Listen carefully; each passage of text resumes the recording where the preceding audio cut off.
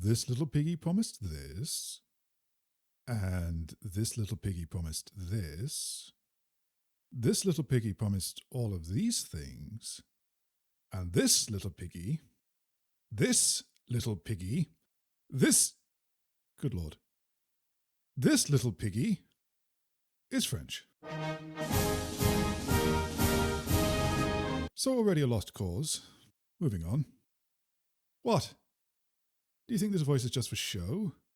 I am an Englishman, I'll have you know, and as a proud Englishman, we have standards.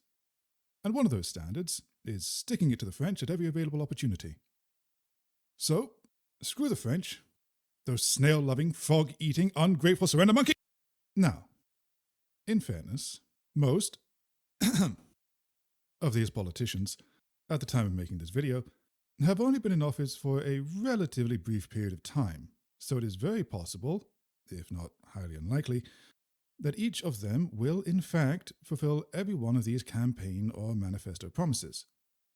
But let us, for just a few moments, assume that they will, in fact, not do that, and they shall follow the path laid out before them by every politician in my lifetime, by backtracking, betraying, or otherwise ignoring most of, if not all, of these promises. If this turns out to be the case, my question is simple. What is the job of a politician?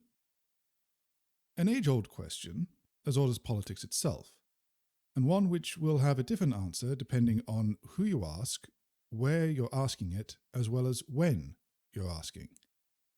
The truth is that the answer depends on which kind of political system we are referring to. Politicians, for example, in an authoritarian regime, where their positions have come from direct appointment, will have different concerns than a politician in any form of democratic system, where they are appointed by popular vote. However, as I live in one such democratic system,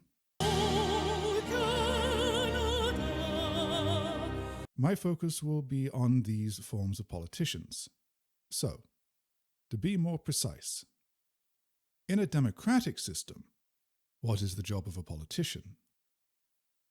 If you ask the old or the naive, they may answer, a politician's job is to serve the will of the people who elected them. If you ask the young or the cynical, they may answer, a politician's job is to serve themselves. Neither is quite true, and neither is quite false. As with all things, it's more complicated, but also simpler than that. However, to find the answer, we will have to travel back in time, all the way to the early 90s, and to the man who would create the new standard for politicians. All the way to 1993, when an individual was elected to the highest office in the land of America, and in doing so, began a series of events which would forever change the job of a politician. Before we get on to Clinton, a little context. In the election of 1988, George Bush Sr. said 6 words which would later become known as the 6 most destructive words in the history of presidential politics. Read my lips, no new taxes. This was a promise which could not be kept. Bush inherited a significant budget deficit from the Reagan administration's tax cuts and increased defense spending, which, with a hostile Congress, there was little else he could do but to compromise. He did manage to negotiate a bipartisan deal which included spending cuts twice as large as the tax increases, which would contribute to fiscal stability and helped pave the way for the budget surplus of the late 90s.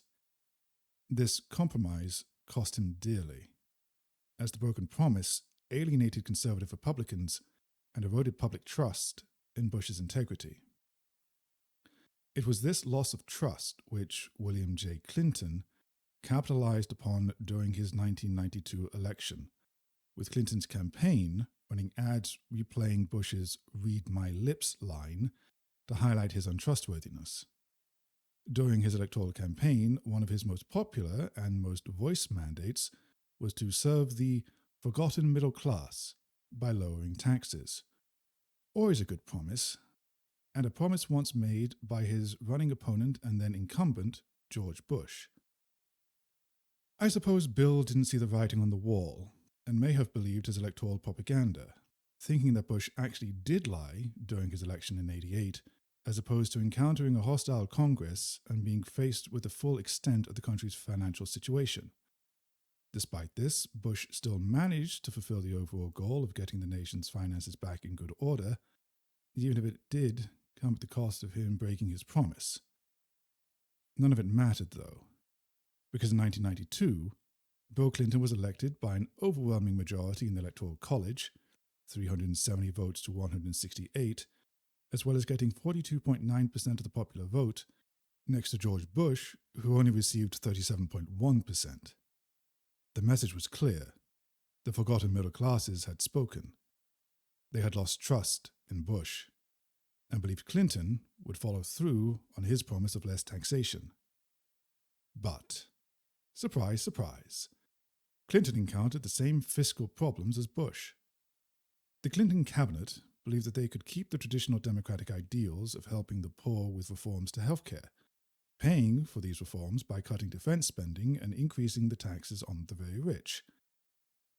But the country's budget deficit was far greater than anticipated. In January 1993, the head of the Federal Reserve informed Clinton that the deficit was nearly $300 billion, and to borrow more money would panic the markets and cause an economic crisis. The only way to pay for the wanted tax cuts would be to cut spending not only on defense, but also on welfare. So Clinton found himself in an impossible situation. To keep his promise would destroy the country. To break it would destroy his reputation, as it did Bush. So what was he to do?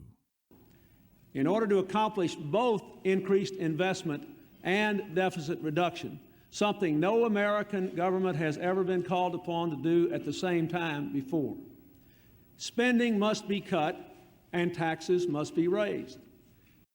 Clinton broke his promise, as did Bush before him, and in so doing spared the country from financial ruin. But this did devastate his reputation, and the congressional elections proved it. In the midterms of '94, the Republicans, led by Newt Gingrich, gained control over the House and the Senate, capturing unified control of Congress for the first time since 1952. In a word, the American people were pissed. Feeling quite rightly betrayed, yet again, it looked like the Democrats may have to spend years recovering from this upset. However, it would only take two, because in 1996, Bill Clinton was elected to a second term in office with a larger percentage of the Electoral College and popular vote. How? How did he manage to reverse his fortune so drastically, so quickly, when Bush, who made and broke the exact same promise, failed to do so? Simple. Bill Clinton figured out the job of a politician. Newt Gingrich had led the Republicans to the '94 congressional upset by promising an end to the welfare state and huge tax cuts. I'm sensing a theme here. Out of desperation, Clinton turned to one of America's most ruthless political strategists, a man called Dick Morris. It was Morris who told Clinton that if he wanted to win re-election, then he would have to fundamentally change the very nature of politics. Morris had identified that the swing voters in the suburbs now thought like consumers, a mentality long cultivated by business interests in Western nations, and an interesting story, one I am certain I will cover in a later video. If Clinton wanted to win back their favor, then he would have to turn politics into a kind of consumer business, by identifying these people's personal desires and wants, and then promising to fulfill them. Before this moment, politicians had run on mandates and principles, proclaiming the things which they believed in and believed they could accomplish, and presenting them to the electorate for their judgment and support. Clinton threw these notions out of the proverbial window and started treating politics like a business. During the 95 electoral campaign, Clinton used lifestyle marketing in politics for the first time, surveying hundreds of thousands of people to first identify whether someone was a swing voter, then to use psychological questions to segment these voters into different lifestyle types. In this way, the Clinton team was able to identify ways they could make these people feel more secure in their chosen lifestyle. This small bore politics, so named by Dick Morris, was a way to identify small details and anxieties in people's lives which had gone unnoticed by traditional politics. These small details were now Clinton's key to winning re-election. By dropping all traditional policies, Clinton would focus exclusively on the personal worries of these swing voters.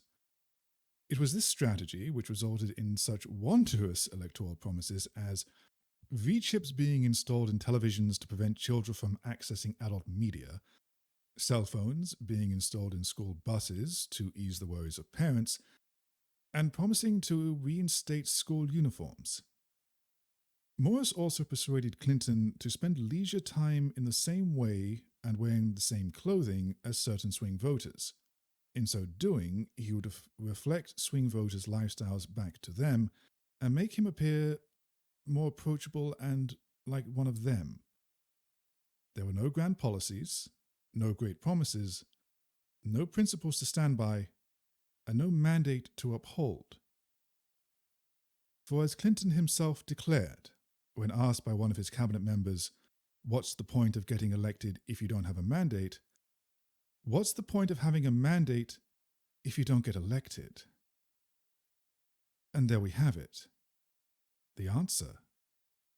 From the mouth of the man who found it himself. The job of a politician is to get elected. It really is that simple. To this end, politicians will say and do whatever they have to whoever they have to, in order to convince them to cast their vote in that politician's favor. For the grand promises of policies and mandates mean nothing at all if you don't get elected. This is why democratic politics has always been one of these: a popularity contest. Before Clinton, it was a popularity contest based upon political policies and mandates presented to the electorate. After Clinton, it became simply a popularity contest, where anything and everything was on the table. So, if you find yourself wondering why this or that politician who promised this or that during an election failed to follow through on those promises, and presented to you every excuse under the sun as to why they were unable to follow through, or worse still, seemingly forgot altogether that they made the promise to begin with, remember, it's not you. That politician was simply fulfilling the job of a politician and saying whatever they needed to in order to convince you to vote for them. And don't worry, they're sure that in 4 or 5 years' time, you'll have forgotten all about those broken promises and will be ready to believe a whole new list of promises, which will never be kept. Because keeping those promises is not their job. Making them is. Or at least, that's my take on the matter.